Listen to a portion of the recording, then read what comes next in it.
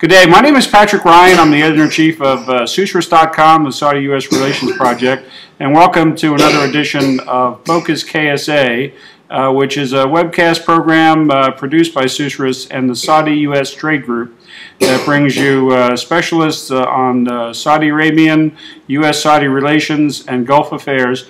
And today we're very pleased to bring you Dr. Joseph Kechichian from his current location in Beirut. He's on travel and has graciously agreed to talk with us about Operation Decisive Storm, the military intervention in Yemen this week. Dr. Kechichian, welcome, and let me turn this over to you to describe to us what's been happening in the intervention in Yemen, the implications for Saudi Arabia and the region, and what we should all know for purposes of background and context.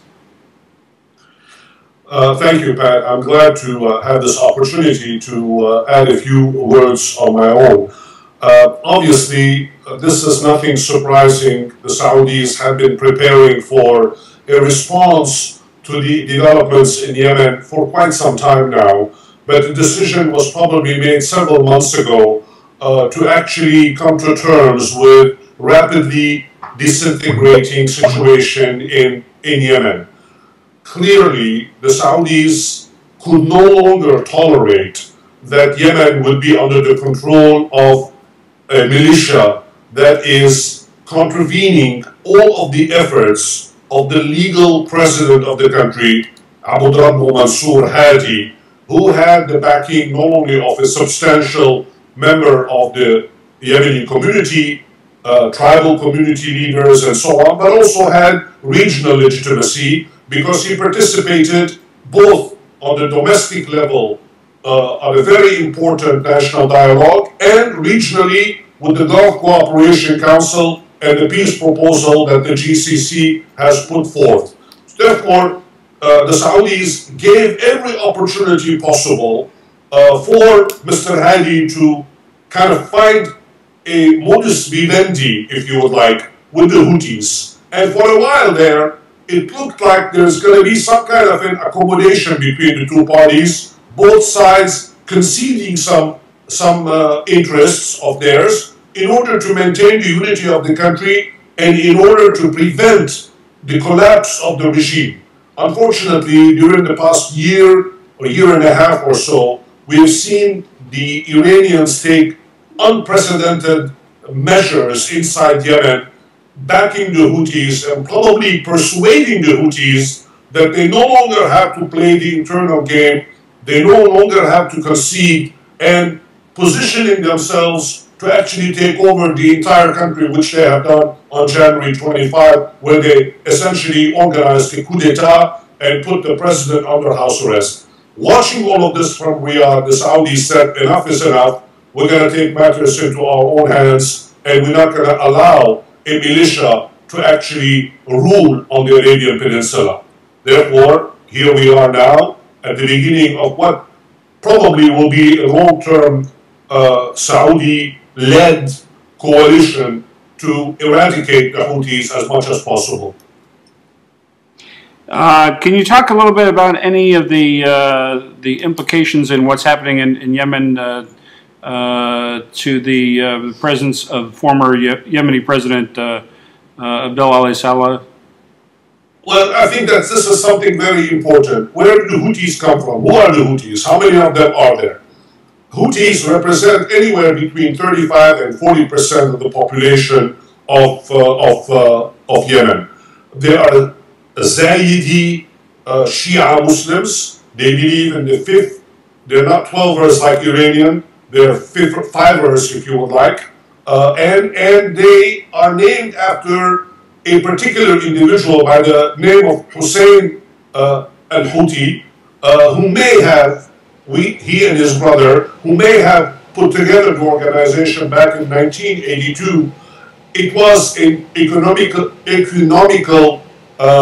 movement at that time, religious movement in a way, to kind of mobilize public opinion and get more and more rights, if you would like, to the tribal community. Ali Abdullah Saleh, the former president of Yemen, who also is a Zayidi, as is President Abd Mansour Hadi, Abd Rabbo Mansour Hadi as well. They're all Zayedis. In 2004, Ali Abdullah Saleh had given orders to arrest Hussein al-Houthi. And the guy was arrested with a whole bunch of other people. And obviously, Ali Abdullah Saleh was very much distraught to realize that the Houthis were using extravagant language, quite violent, anti-Semitic in many ways, but also anti-American and anti-Western in general. And Ali Abdullah Saleh all of a sudden now finds the relationship with the Houthis to be particularly useful for him in order to come back to power.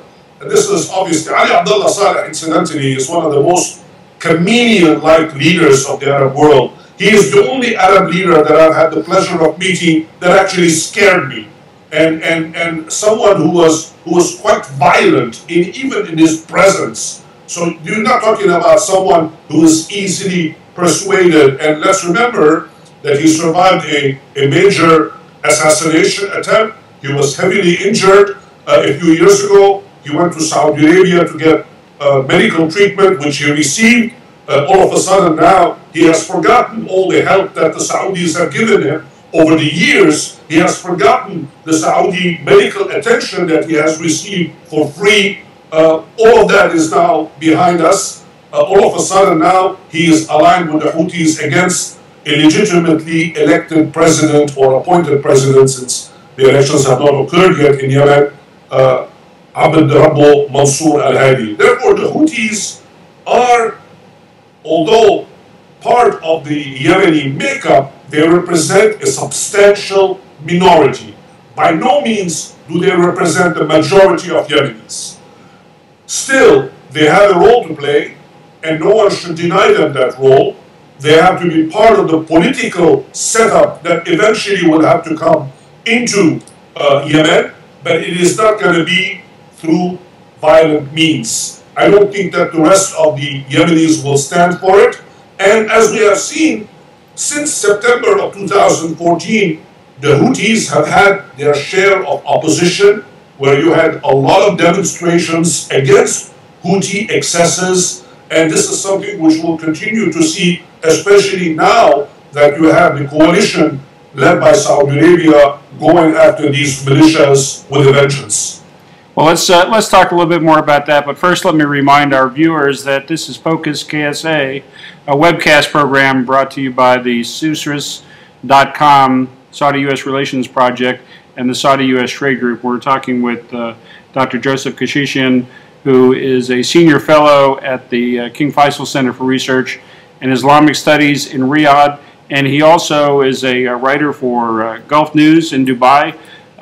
His byline is followed by many specialists and others interested in Gulf affairs, and we're very pleased to have him today to give us context and background on what's happening with the military intervention in Yemen.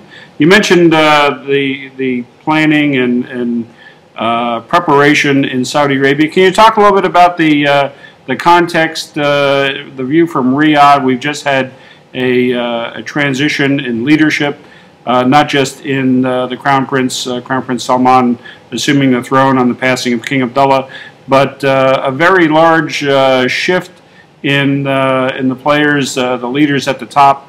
Mohammed bin Salman, the king's son, is now the defense minister. We now have a new deputy crown prince, Mohammed bin Nayef. Can you talk a little bit about the dynamics of what's happening in Riyadh and the implications for its regional conduct? Sure. As you said, there are quite a few changes that have taken place in Saudi Arabia with the passing of the great King Abdullah bin Abdul Aziz. But let us not really mix everything together. I think that Saudi Arabia is such a country that the transition that we see now is a very natural process. On the fundamentals, the policies have not dramatically changed between Abdullah and King Salman now. Of course, the personalities have changed, and you have a younger generation of leaders that have been brought into positions of authority, especially the two individuals that you mentioned, the deputy heir to the heir apparent, Mohammed bin Nayef, and of course the king's son, the Minister of Defense, Prince Mohammed bin Salman. Both of these individuals now face a dilemma because they have to they have to show that they have the mantle to actually assume the responsibilities. So far, so good. But at the end of the day, this is a monarchy we're talking about. And although the king takes into account all of the viewpoints within the senior ranks of the family, he makes the final decisions. It is King Salman's decisions to go ahead and mobilize regional and international public opinion against the Houthis. And on that score, there is absolutely no difference, the way I see it, the way I analyze it, between the previous king and the current ruler of Saudi Arabia. Both of them have been primarily concerned with the influence of regional powers. By that I mean Iran, of course, not only in Yemen, but also in Iraq, in Syria, in Lebanon, and elsewhere. And both of these monarchs have geared the policies of the kingdom in such a way that they were trying to find a solution, a way out to prevent a confrontation, but both of them had finally realized that in fact there was no way out.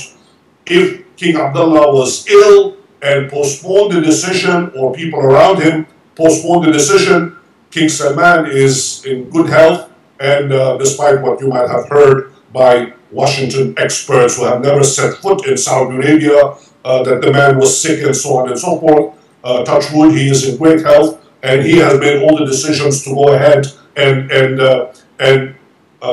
authorize the use of force against the Houthis. So therefore, I think we should be very careful. It is true that the transition that has taken place in Saudi Arabia brought in new faces, but it has not changed the policy. And let us not forget that the king, at the end of the day, is the individual who makes the decisions, and he has made them. Well, clearly they are acting in their best judgment and best interest. Ambassador Adel Al-Jaber, when he gave his announcement and interviews and so forth, said that there will never be any compromise or negotiation on two things: the faith and the security. Let's look at Iran. You mentioned Iran and the security considerations. Saudi Arabia sees itself as facing Iranian influence and determination to put their imprint on things around the region. Iraq, for example, where there are Shiite militias fighting against ISIS. We've got a situation in Bahrain, which has been quiet, but Saudi Arabia has sent troops to support the regime there. Now we have this southern front. Can you put this in context of Saudi-Iranian relations? Saudi-Iranian relations during the past decade or so, or 2 decades, has been quite a dilemma, really, on both sides, because every effort that has been made on the part of Saudi Arabia to open a new door has met with confrontation. It was difficult at times, and it was good at other times. When President Rafsanjani in Iran was in power, or when President Khatami was in power, things were improving, relations were improving. But under Mahmoud Ahmadinejad, they went the opposite direction. Now, with President Rouhani, there is hope that, in fact, something good must happen, could happen. But as I'm sure your viewers and listeners know very well, Iran is a boiling experiment itself. The revolution is still not completely consummated. You have opposition forces inside Iran that is going against the moderation. And there are some people in the Iranian body politic who actually believe that this is their moment in the Muslim world to actually have the kind of power and influence on the Arab world that would bring this Arab world under their control. And they are using the Shia populations in places like Iraq, in Bahrain, in Yemen, in Syria, as well as in Lebanon, to actually use their force, which is fine. I mean, countries do that kind of diplomacy, whether it's military, financial, political, that's understood, that is acceptable. But what should not come as a surprise is that these kinds of actions will have reactions. People will not tolerate it. There will be opposition to them. And Iranian-Saudi relations have now entered a phase of no return. And it is very important for people to understand that there is no difference between what King Abdullah bin Abdul Aziz and King Salman bin Abdul Aziz actually thought and think about Iran. Both of them want to have good neighborly relations with Iran, but not the role of a subservient country. They will not accept to be subservient to Persian influence in the region. Unfortunately, you notice that I did not use the word Sunni-Shia confrontation, but it's pretty much that when you think about it. At the end of the day, you have this blatant confrontation that is now coming up, and we will have to wait and see whether or not cooler heads will prevail to prevent an all-out war between the two sides. Incidentally, what is interesting is that Iran has limited military deployments in Iraq, in Syria, in Lebanon, and in Yemen.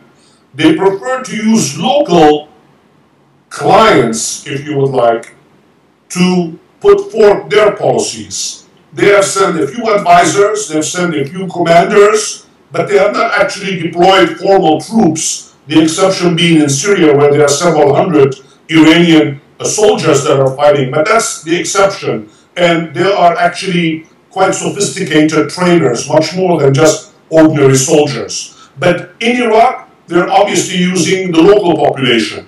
In Yemen, they're using the local population, in this case the Houthis, to accelerate the movement against the legitimate president, Rabbo Mansour Hadi. So therefore, you have this dilemma on the parts of the Iranian. They would like to have their cake and eat it too, without actually spending much energy to defend their position. Saudi Arabia historically has always been a very reluctant country to use force, but the point came where you could no longer tolerate this kind of behavior, especially where the borders tend to be quite porous on the Arabian Peninsula, and you have to defend them. And as Ambassador Al-Jubair said yesterday in his statement, they will not negotiate on security. And why should they? Why should any country negotiate on security? If it's good for the goose, it's also good for the gander.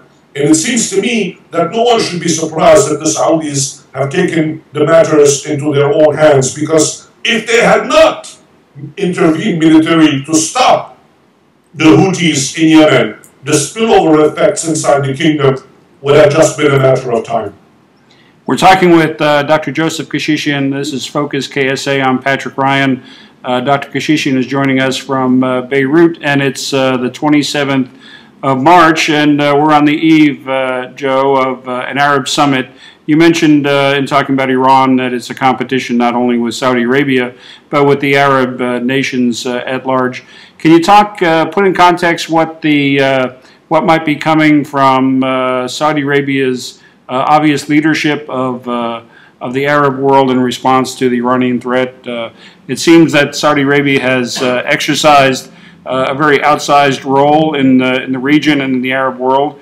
And this, as specialists have seen over the years, has evolved, and Saudi Arabia is clearly at the center of the Arab world's reaction to these sorts of events. If historically the center of the Arab world was Egypt, where I was in Mexico, and I just returned from Cairo after several days, if the center of the Arab world was Egypt, that is no longer the case. Today, the center of the Arab world is really Riyadh. It's Saudi Arabia. Not only is Saudi Arabia a member of the G20 economic powerhouse in its own right, it is also the home of Islam's holiest shrines. It is the leader of the Muslim world just as much as it is the leader of the Arab world. And of course, interestingly enough, the traditional Arab countries that have always led, whether it was Iraq, whether it was Syria, whether it was Egypt, have now been mired in internal confrontations and crises that no longer allow them to play the leadership role that they used to enjoy under such leaders as Gamal Abdel Nasser or Saddam Hussein or even Hafiz al-Assad. Those days are probably permanently gone. Saudi Arabia is the emerging natural leader of both the Arab and the Muslim world. And in that respect, it is also the leader of the Sunni world, by definition, because the vast majority of the world's Muslims are Sunni. Even Turkey has acknowledged the important role that Saudi Arabia plays, and even though Turkey is a competitor of Saudi Arabia, it nevertheless acknowledges that Saudi Arabia's role is pivotal in the Arab world. This is something which we're going to see increasingly take a hold, especially to relate to your previous question about the transition that has taken place with the new leadership coming in Saudi Arabia, especially with a younger generation of Saudi leaders who no longer have the reticence that perhaps their fathers, their uncles, their cousins may have had. These young people are sure of themselves. They have the capacity to lead, and they have the means to also lead. Of course, this is a test. Yemen is what's going on right now, and the situation in Yemen is definitely a test for Saudi Arabia for the foreseeable future. If the Saudi leadership can demonstrate that in fact they are up to the job, if they can really assume the mantle of leadership, then you will see their power increase dramatically and substantially. Hopefully, it will be for the good and not leading to crises that will create further tensions between Saudi Arabia and Iran. Make no mistake about it. The Saudis not only will not negotiate their faith and their security, but more importantly, they will no longer negotiate from a position of weakness. Those days, I think, are permanently shelved. And although Iran is a very important country, and no one denies Iran's right to play an important role in the future of the region, Iran cannot be the equal of the Arab world simply for two reasons. One, it is not an Arab country, therefore it must not interfere in Arab affairs. That's one issue. And second, because of the sectarian differences, Sunni Shia, Iran cannot be permitted to use sectarianism to further divide the already divided Arab world. The Sunni leaders of the Arab world are very much conscious and aware that they cannot afford to have sectarianism grow amongst the majority-led Sunni populations.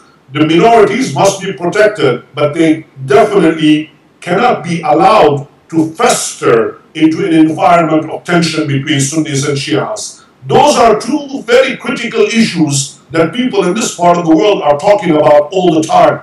They are saying Iran should not get involved in Arab affairs, one, and two, that we should not allow or encourage sectarianism to grow more than it is. If we allow sectarianism to grow, then we should not be surprised that we have ISIS on one hand, and we have Muslim Sunni extremists on the other, Shia extremists versus Sunni extremists.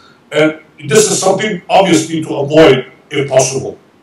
My last question, and last question doesn't mean the least important, but can you comment on the implications of all these developments for the United States, which sees, ironically, on the same day it's supporting providing airstrikes in Iran in support of what some would see as proxies of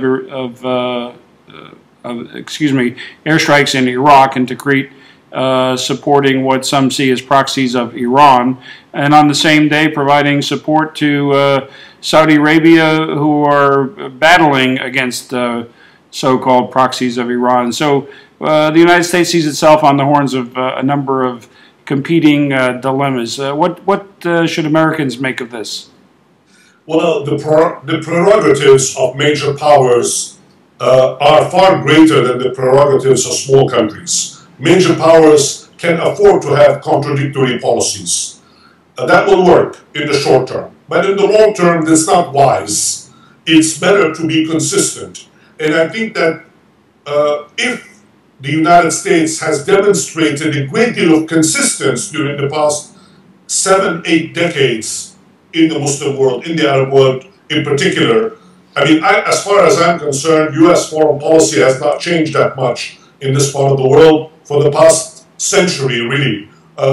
It's always been to maintain the security and stability of the region, and we're not about to hand over on a silver plate to Iran, whether the Gulf or any other country. That's not going to happen, whether it's Iraq or Afghanistan or Yemen or anything else. But we can have contradictory policies, and Washington can, in fact, have one policy vis-a-vis Saudi Arabia and another vis-a-vis Iraq. And it may appear that these are contradictory because that serves our interests in the short term.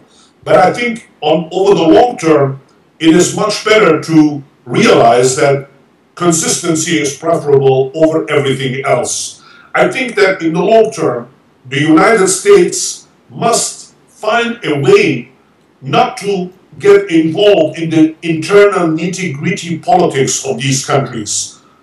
They are grown-ups, they can handle their own affairs, they can be masters of their own destinies, and they can have relations with each other without foreign interferences. For as far as we are concerned, as far as the United States is concerned, I think what we should do, we should minimize tensions as much as possible. And the fact that we have remained relatively silent when ISIS was becoming more important in Iraq and Syria speaks for itself. The fact that we have remained silent when the Houthis were getting more and more interest in Yemen or influence in Yemen speaks for itself. We should not have tolerated this, and I think the gravest mistake that we have made, in my humble opinion, is the fact that we have tolerated far too many excesses in Iraq and Syria. Just far too many excesses. What has been happening in Syria, what has been happening in Iraq is just intolerable. And we have tolerated that because of dramatic interest that we have with Iran. This will come back and haunt us down the line. I hope we will not make the same mistakes with the Yemen, because if the Houthis are not checked, then the Al-Qaeda on the Arabian Peninsula will appear like a picnic compared with what the Houthis will potentially do to the United States. What do you say to those who see the nuclear negotiations with Iran as opening the door to some grand bargain? Perhaps there will be a grand bargain, which is a good thing, but I think that if there is a nuclear agreement, that depends what's in the nuclear agreement, obviously. If the nuclear agreement is such that Iran will not be allowed to have nuclear weapons, then we will not have an arms race. But if the agreement contains such provisions that eventually will allow the Iranians, if not now, within 10 years to have nuclear weapons, then obviously we're going to be in a new arms race, and that is not in the best interest of the United States. I think that most people will understand and accept the fact that we do not want a new arms race in the Middle East. Hopefully we will not get to that point. But beyond the nuclear negotiations for the agreement on weapons development, the grand bargain I'm referring to would be a rapprochement or a shift of American attention from the Arab states to an emerging or an evolving Iran and an America that was more tolerant of Iranian hegemony in the region than it has been. I understand that. This is essentially a replay of the 1972 Nixon twin pillar policy, but Mr. Obama is not Mr. Nixon, and I think that the grand bargain essentially would allow Iran to have a hegemonic influence over Saudi Arabia will no longer work. The Saudis will not stand for it. Do you see any validity in the worries among the Arabs that America has that intention? Whenever I talk to Arab colleagues, university professors, decision makers, princes, sheikhs throughout the Arab world, I think that unfortunately, and I say this with the greatest regret, I think that we, the United States, have lost so much of our influence. People just don't trust us anymore the way they used to. They just don't believe us when we say what is it that we intend to do. And I think that we have to really regain the trust in not just the leaders of the Arab world, but also the populations. If you read the editorials in newspapers, if you listen to television programs in this part of the world, if you go to think tank presentations, the anti-Americanism that you hear is just sickening. And to me, I am always in an awkward position having to sit through these kinds of bombardments, literally, intellectual bombardments, simply because people don't trust us anymore. I hope that we will rekindle the relationships that we have with the Arab world that we used to enjoy in the past, and that we will regain the trust that we had established. Let's not forget that for 100 years, the United States has maintained the friendliest relations on the Arabian Peninsula, from our Navy deployments in Bahrain to our military deployments in Saudi Arabia, from our special ties with the Omani special access to special facilities, and so on and so forth throughout the region. I hope that we will rekindle that relationships and not draw a red line over everything. Well, we'll have to revisit those questions with you at a future session. Dr. Kechichian, thanks so much. Any last thoughts as we circle back to our original conversation, the intervention in Yemen?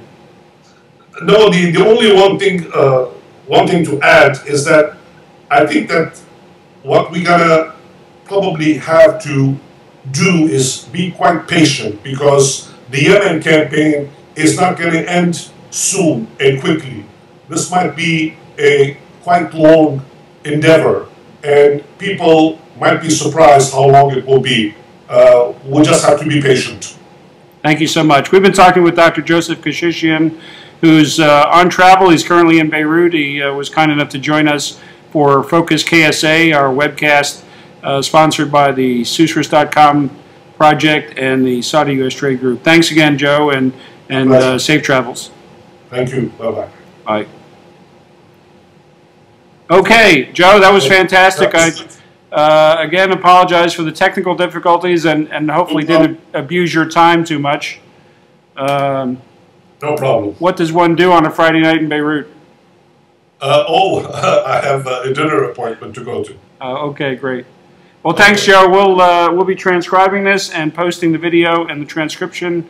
I'll send you an email tipping you to where these things can be found.